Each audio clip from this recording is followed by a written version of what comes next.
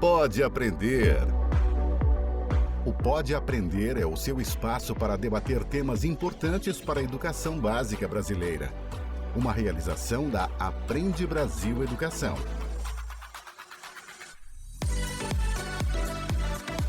Olá, eu sou a Danae Búbalo e este é o Pode Aprender, o nosso bate-papo qualificado sobre a educação básica brasileira.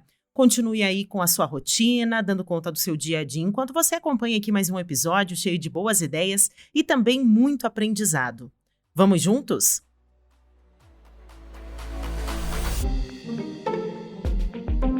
Formação com professor que conheça o aluno e ele conheça métodos no plural, ele conheça estratégias no plural, para ele, observando o aluno, ele consegue atuar em cima da necessidade daquele aluno. Mas é um trabalho encantador, desafiador, encantador, quando você vê o resultado e descobre que uma criança olhava para a escrita e falava, eu era uma cega na frente das letras e agora eu enxergo.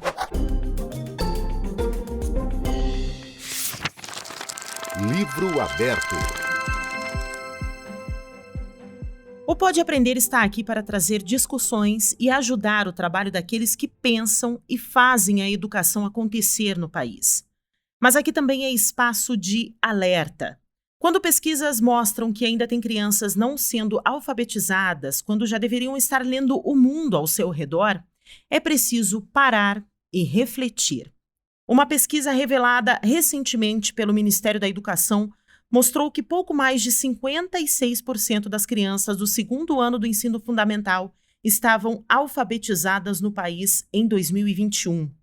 Ou seja, a cada 10 crianças, apenas 4 tinham adquirido o conhecimento da leitura e escrita de forma adequada. Com esses novos dados, vemos que a alfabetização infantil decaiu em comparação a 2019, quando mais de 6 crianças em cada 10 eram consideradas alfabetizadas.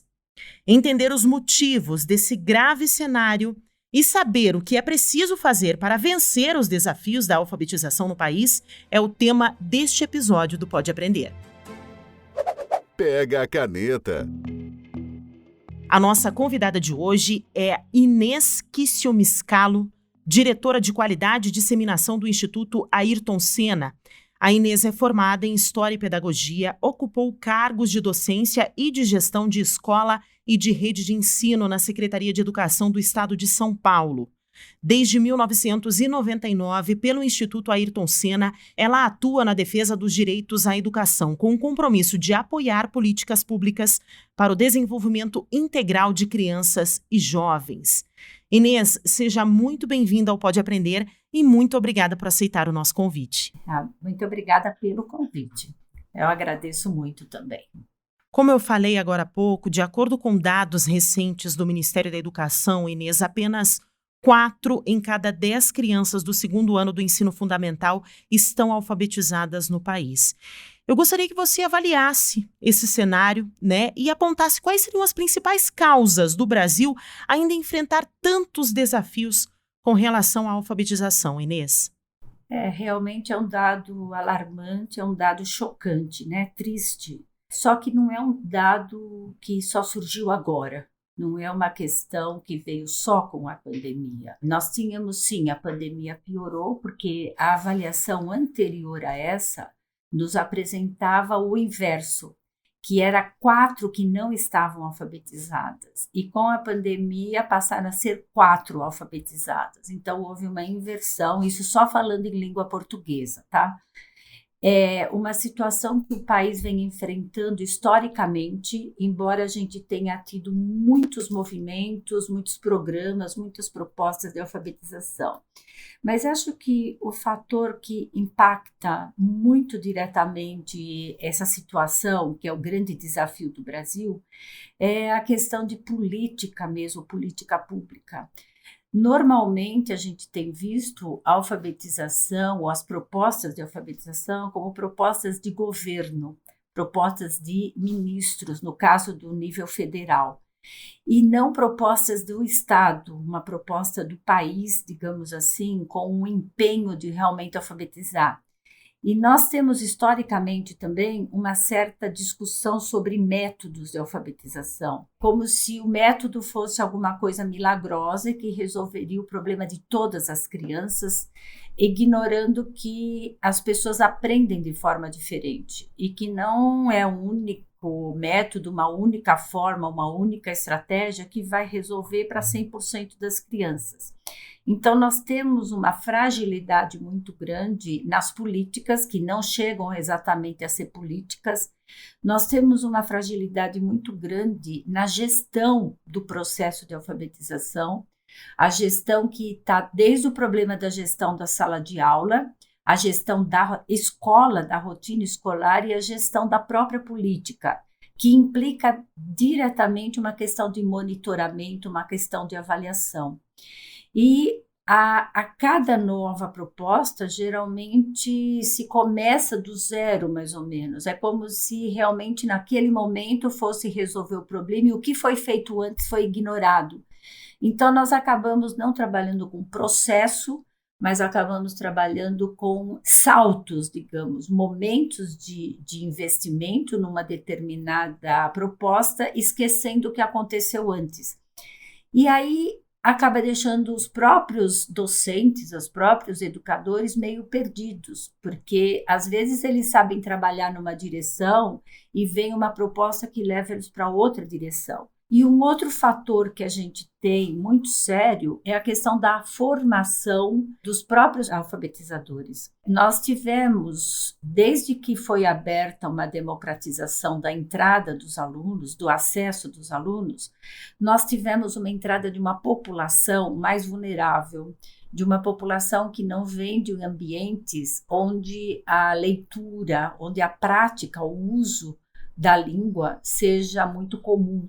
E a fragilidade na formação dos educadores, a maior dificuldade, o maior desafio de uma população que entrou na escola e como a formação ao longo dos anos ela foi perdendo a qualidade em universidades, nós fomos deixando exatamente de ter a formação de alfabetizadores. Hoje em dia se trabalha muito com EAD, né? Se trabalha muito à distância e a maior parte dos professores, dos licenciados, são formados em educação à distância. Isso significa que esse futuro docente, ele não conhece uma sala de aula, ele não conhece um aluno de verdade. E ele aprende mais teoria e não aprende a prática. Então, não existe uma relação direta entre teoria e prática. E quando ele chega numa escola, ele se depara com um aluno real. E ele se depara com um aluno que muitas vezes não tem nenhuma noção mesmo de letras, não tem nenhuma noção de números, não tem noção nenhuma e nem tem uma família que possa exatamente apoiá-lo. Então você cria um cenário nefasto, digamos assim, para o sucesso. Então, o que era já desafio histórico do país agravou com a questão da pandemia. E hoje nós estamos buscando alternativas para poder fazer isso acontecer. Então, o problema é ter política pública que seja universal e que tenha processo, que ela seja perene. Uma política que forme gestores no processo de alfabetização. E ser gestor significa conhecer o cenário, ter diagnóstico, planejar a intervenção, executar a intervenção, monitorar essa intervenção para saber se ela está dando certo ou não e replanejar o que for necessário. Isso é na sala de aula, isso é na estrutura da escola, com diretor, coordenador pedagógico, e isso é numa secretaria de educação. Temos, como parte dessa política, também a formação docente e formação com olhar na prática, formação com professor que conheça o aluno e ele conheça métodos no plural, ele conheça estratégias no plural, para ele, observando o aluno, ele consegue atuar em cima da necessidade daquele aluno, onde esse aluno parou e como ele pode superar aquela dificuldade que o aluno apresentou.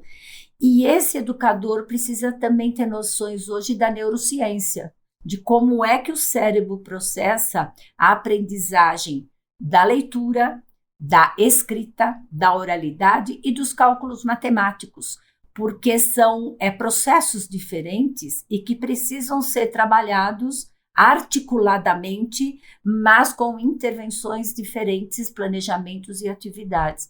Então, são muitos os desafios, mas eu resumiria nesses pontos como sendo uma possibilidade de sucesso, e eu tenho trabalhado muito com isso no Instituto Ayrton Senna há muitos anos, e funciona quando a gente coloca esses ingredientes juntos e faz com que isso vire uma unidade, e você compartilha responsabilidades e tempos, que precisa ter um cronograma e precisa ter os instrumentos que ajudam nesse gerenciamento de processo. Quero aproveitar então essa sua fala, Inês, porque nós falamos de diversos desafios que, de certa forma, eles constroem, né, essas desigualdades educacionais que existem e, de certa forma, também aumentam significativamente esses números expressivos de crianças que não são alfabetizadas, principalmente nessa fase adequada. Nós falamos ali da questão do segundo ano do ensino fundamental. Então, eu quero aproveitar essa sua fala, como você já citou. Você trabalha no Instituto Ayrton Senna e tem algumas ferramentas, digamos assim, para lidar com todos esses desafios. Quais ferramentas que você poderia trazer aqui para os nossos ouvintes, para os nossos professores, que a gente possa inserir em sala de aula para que a gente mude essa realidade da educação no Brasil atualmente? Nós trabalhamos basicamente com esses processos de gestão e não exatamente um material ou uma orientação metodológica definida, porque nós temos muito bons alfabetizadores na rede, muitos bons profissionais, e é importante respeitar a forma como ele trabalha e como ele se sente confortável nesse trabalho. O trabalho nosso não é de imposição, é um trabalho de disposição, digamos assim. A gente disponibiliza exemplos de trabalho em forma de ações integradas, por exemplo, múltiplas linguagens. Como que você pode usar a matemática, por exemplo, para você trabalhar a língua portuguesa? Como é que você pode usar a expressão corporal para você trabalhar a oralidade? Como que você pode trabalhar uma experiência científica e pela experiência científica você desenvolve tanto a parte escrita como a parte oral, além de você desenvolver a tal da competência socioemocional, que é o respeito ao outro, que é escutar o outro, que é a organização de pensamentos, organização do processo de aprendizagem. Então, essas orientações de planejamento, de observação, como que o professor observa o desenvolvimento desse aluno. Quais são os níveis de aprendizagem que a gente precisa ter ao final de cada ano, segundo a Base Nacional Comum Curricular, e que o professor consiga acompanhar mês a mês, semana a semana, em onde esse aluno se encontra, para ele poder garantir no planejamento a intervenção de superação que se faz necessária. Como que ele trabalha a grupos de alunos com desenvolvimento diferenciado. A gente chama de agrupamentos flexíveis. Por exemplo, você tem alguma atividade que você pode colocar junto aquela criança que já lê com a criança que ainda não lê, ou a criança que escreve com aquela que ainda não escreve. Ou a gente orienta que 2, 3 dias por semana exista um trabalho específico com aquele aluno que tem maior dificuldade e que precisa de um tempo maior do olhar do professor. E não que ele vá para um reforço, ele fica em sala de aula, ele não é apartado da sala de aula, o professor titular, ele atende aquele aluno, e um outro professor, um professor auxiliador, digamos assim, né, que presta ajuda ao professor na sala de aula, acompanha quem está melhor dentro do planejamento feito junto com o professor. Temos o acompanhamento de frequência de aluno, dias letivos dados, frequência de professor. Pedimos para ter uma disponibilidade de uma mini biblioteca na sala de aula com níveis de leitura diferente, para que esse aluno todos os dias possa ler e a gente acompanhe o número de livros lidos, se ele gostou, não gostou, estratégias para ele contar o livro que ele leu.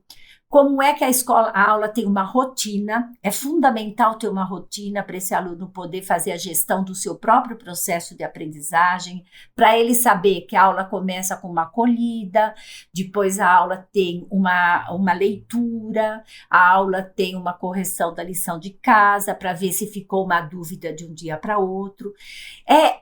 São organizações que a gente propõe. É óbvio que a gente entra com a teoria também. O que é que garante que a criança vai ser alfabetizada? Por exemplo, a consciência fonológica, a consciência fonêmica dessa criança. Mas são dicas, digamos assim, orientações de percepção, de observação, para que na sala de aula seja realmente um lugar acolhedor, um lugar onde o professor seja também acolhido por seus alunos, que ele acredite nos seus alunos e que ele seja organizado para garantir o processo de organização dessa criança, no sentido dela, inclusive, ela conseguir detectar onde ela tem mais dificuldade. E aí você faz uma espécie de atendimento individualizado, com a crença de que toda criança aprende. O que muda é o tempo que ela precisa, às vezes, para aprender. Então, essas sequências didáticas, esses projetos, essas orientações, a gente passa para o professor, para o coordenador pedagógico, para otimizar as reuniões. E temos um trabalho também com alunos que já estão fora da idade, que é o aluno com distorção idade série, né? Então, é um conjunto, digamos assim, né? A gente fala que é uma solução composta de vários elementos, onde você privilegia tanto a formação da equipe, quanto o monitoramento do processo e as paradas para conhecer o que está acontecendo e tomar decisões que, às vezes, está na alçada da escola, do professor, ou às vezes precisa estar na alçada da própria Secretaria de Educação. Então, esse conjunto de compromissos e são as corresponsabilidades que fazem acontecer naquele período letivo. Gostaria que você abordasse agora, Inês, os problemas atuais. Como que você enxerga esses problemas no futuro? Como que isso vai interferir nessa criança que não está sendo alfabetizada no momento certo, da forma certa? Como que isso vai impactar futuramente nas crianças que ainda serão alfabetizadas, que ainda serão educadas, e nessa criança que também, de certa forma, ficou faltando parte da alfabetização? Olha, infelizmente, Danae, a gente pode até pensar que nós já estamos no futuro, né? Se você pensar bem. Existe uma frase de Santo Agostinho em relação ao tempo que eu acho incrível. Ele coloca que a gente tem as coisas presentes do tempo presente, as coisas presentes do tempo passado e as coisas presentes do tempo futuro. Então, o que ele quer dizer com isso? Que o que você faz no seu presente, ou o que você tem no seu presente, ele é consequência do que você fez no seu presente e do passado. E o que você vai ter no teu futuro é consequência das suas escolhas de hoje. Então, todo esse processo de carência, fragilidade na nossa educação, a gente já está colhendo, porque se você pensar bem que nós ainda temos população adulta não alfabetizada, e nessa população adulta nós temos um contingente de 15, 16 anos de idade, esse jovem de 15, 16 anos não alfabetizado, ou que ele está até no ensino fundamental 2, no ensino médio, até na universidade, ele estava na escola anos atrás, porque o Brasil já há quase 20 anos já colocou mais de 95% das crianças na escola, então o acesso foi garantido. Só que nós não estamos garantindo o sucesso e, obviamente, a gente não está garantindo a permanência. Então, nós temos um índice de abandono alto, porque enquanto a criança é pequena no ensino fundamental 1, ainda permanece na escola. Ainda existe uma crença de que a escola pode resolver um problema.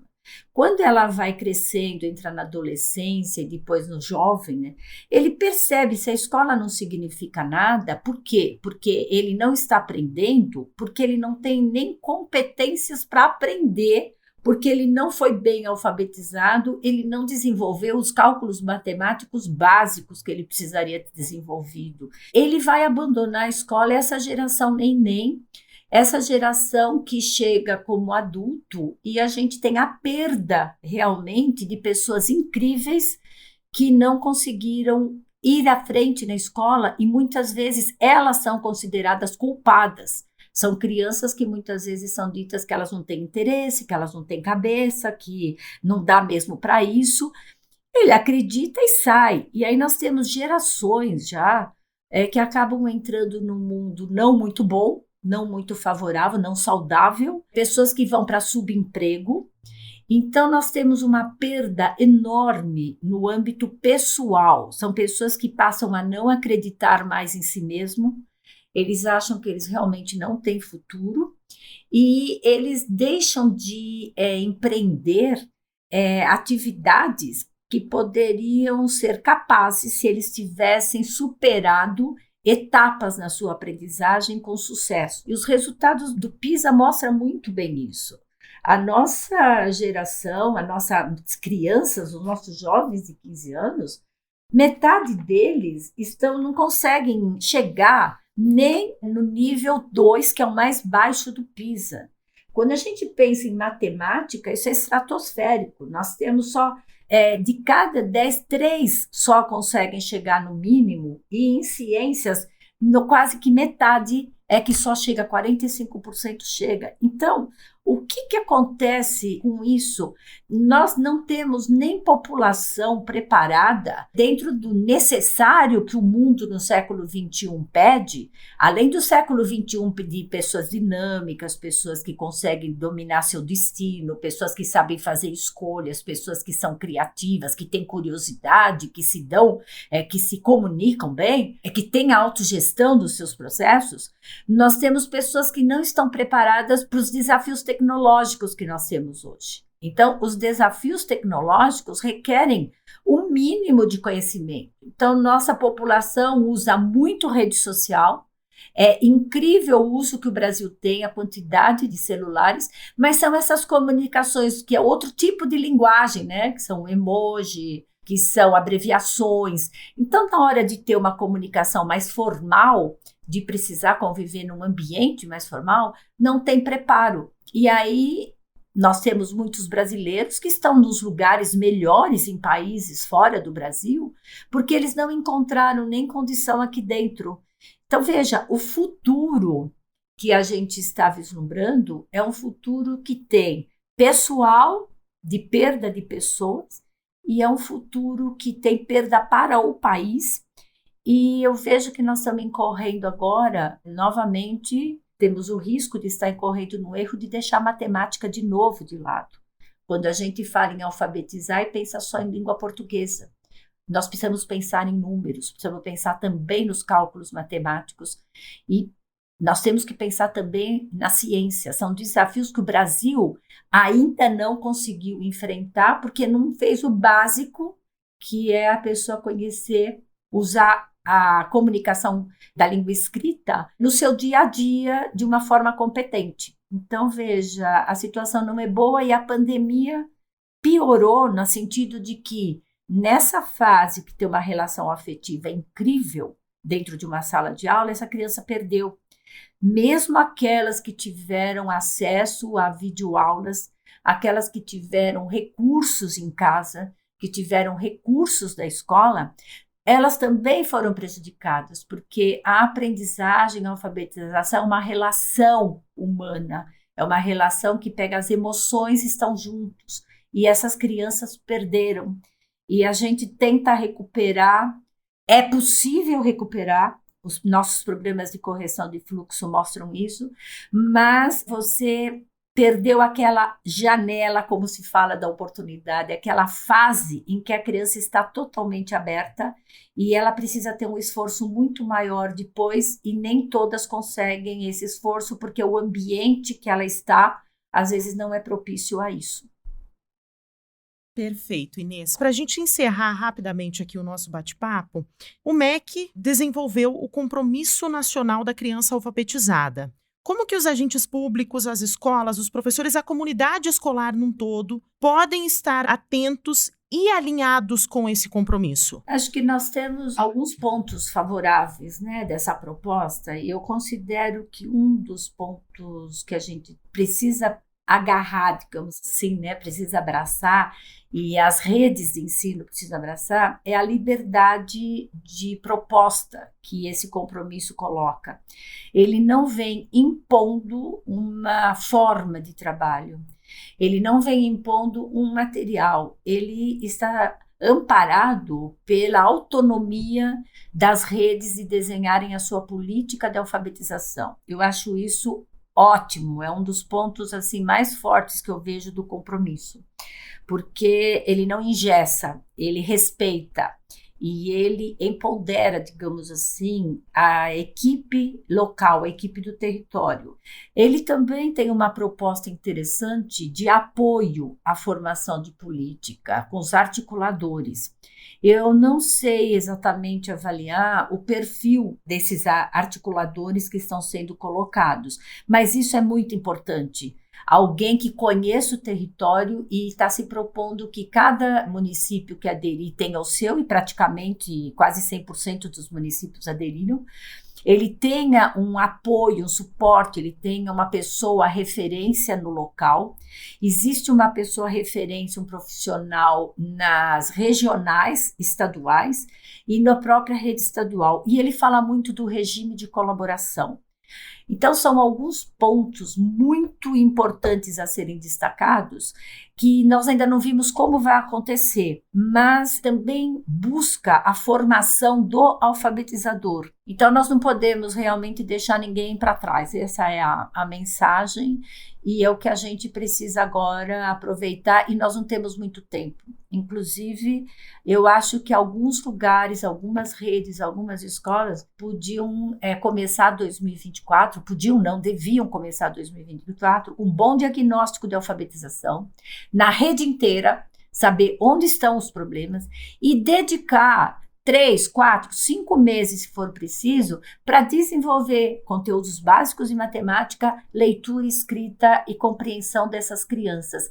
Porque daí você nivela e você consegue avançar depois com os conteúdos, que não adianta dar conteúdo de disciplinas variadas se o aluno não consegue entender e não consegue ler ou não consegue compreender aquilo que está fazendo. Então, seguir só com o tal do programa, né, o planejamento, não resolve muito, não. Então, é bem uma questão de trabalho, não é um trabalho simples, mas é um trabalho encantador, desafiador, encantador, quando você vê o resultado e descobre que uma criança olhava para a escrita e falava, eu era uma cega na frente das letras e agora eu enxergo. Então, é coisa assim que realiza o profissional. Múltipla escolha. Muito bem, obrigada, Inês, pelas suas dicas. Só que a gente chegou no momento aqui agora, Inês, do Pode Aprender, em que eu sempre peço para os convidados dicas agora diferentes. São dicas de conteúdos, alguma leitura, algum vídeo, algum filme que você acredita que possa ajudar esse professor, né, esse educador, em entender um pouco mais das questões sobre a alfabetização e colocar, então, esses desafios na ponta do lápis, no papel, e trabalhar para que eles sejam resolvidos, solucionados. Eu gostaria que você deixasse aqui, então, algumas dicas de leitura, de algum conteúdo que a gente possa ter acesso. Nós temos uma plataforma chamada Humani, e nessa plataforma nós temos alguns cursos de pequena duração e temos manuais, temos materiais, temos e-books, tanto sobre alfabetização, sobre gestão da alfabetização e algumas coisas bem práticas. E temos também sobre a questão do socioemocional. Em termos de livro, a gente tem 2 clássicos, né, em alfabetização. Um é a Magda Soares, foi a grande eminência de alfabetização e foi uma pessoa que não ficou fechada nos seus conceitos. Então, nós temos 2 livros dela que eu acho que é muito importante, que é o Alfaletrar e o outro é uma questão de métodos, né? A alfabetização é a questão dos métodos. É onde ela faz uma revisão de alguns conceitos do tal letramento, que é uma terminologia que a gente começou a usar muito, o Brasil passou a usar muito, como sendo algo diferente de alfabetizar. Houve uma cisão. alfabetização como domínio dos códigos e letramento como uso social da escrita. Ela faz uma junção e ela coloca o que é importante a criança desenvolver, que se uma criança não desenvolver a consciência da relação símbolo com som, ela não vai avançar na alfabetização. A outra pessoa, que não é um livro específico, é o Paulo Freire, que foi um grande desbravador da questão da educação, como é que ele mostrava a alfabetização a partir do dia a dia da pessoa. E eu acho que é importante pegar livro de neurociência, sabe? Livro que fala dessa consciência fonológica. A gente tem um pesquisador, Stanislas Dehaene, que ele trabalha com os neurônios da leitura e como a ciência explica a nossa capacidade de ler. Acho que tem um filme muito lindo, não é novo, mas é uma lição de vida. É um filme numa colônia, num lugar africano, como que um senhor idoso, ele tem vontade de aprender. E que nunca se pode dizer que alguém não vai aprender, é proibido dizer que não vai aprender. E esse filme é muito lindo, é um caso real. Eu quero citar livro de alfabetização matemática, que eu acho que isso está faltando muito. Nós temos a alfabetização matemática do diagnóstico à intervenção, da Teresa Maria Machado Borges, e temos a alfabetização matemática numa perspectiva atual, da Madeleine Maia. E tem outros. É um conjunto, né, de elementos e fatores que abrem caminho para o sucesso, e a gente pode superar, sim, essa tristeza do fracasso que a gente tem, e crianças tristes porque não aprenderam quando elas são tão capazes quanto as que já aprenderam. O que falta é uma visão, digamos, 360 desse aluno para entender qual é a melhor porta para ser aberta, para despertar nele e abrir, como a gente fala, um estalo, né? Na hora que dá um estalo, esse aluno se descobre, e nós temos exemplo que eram alunos com problemas que viraram professores, alunos que estavam atrasados na escola e fizeram faculdade de computação, alunos que viraram empresários, e eram alunos que estavam estacionados, eram como se fossem invisíveis na escola, com 10, 12 anos, numa sala de 7, 8 anos de idade, e a hora que eles foram olhados individualmente, respeitados como pessoas, eles deslancharam. E todo professor, todo educador tem essa chave na mão, sabe?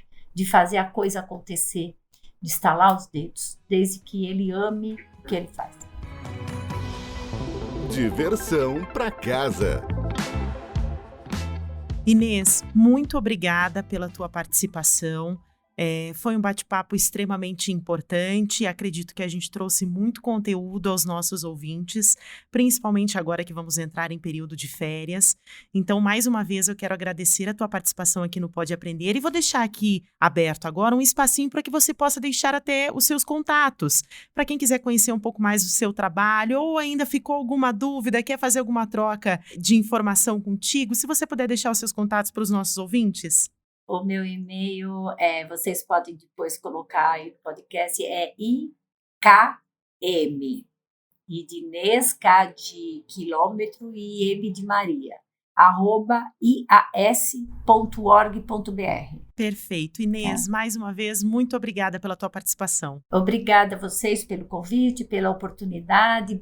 Tudo de bom para vocês e que tenha muito sucesso, que as pessoas possam aprender muito com o trabalho que vocês fazem. Bom, obrigadão por tudo. O Pode Aprender, então, agradece imensamente a participação da Inês e agradece também a você que nos acompanhou em mais um bate-papo qualificado sobre a educação básica brasileira. E assim, nós encerramos um ano cheio de aprendizado e eu espero por você em 2024, aqui no Pode Aprender. É hora de descansar para depois a gente voltar para a sala de aula com muita energia e também com muito conhecimento. Lembrando que o Pode Aprender é uma realização da Aprende Brasil Educação com a produção da banca do podcast. Para comentários e sugestões, basta enviar um e-mail para aprendebrasil@positivo.com.br. Acompanhe os próximos episódios do Pode Aprender na sua plataforma de podcast preferida, nas redes sociais e no site Aprende Brasil. Um feliz ano novo para todos e até mais. Com produção e edição da banca do podcast, o Pode Aprender, é uma iniciativa da Aprende Brasil Educação.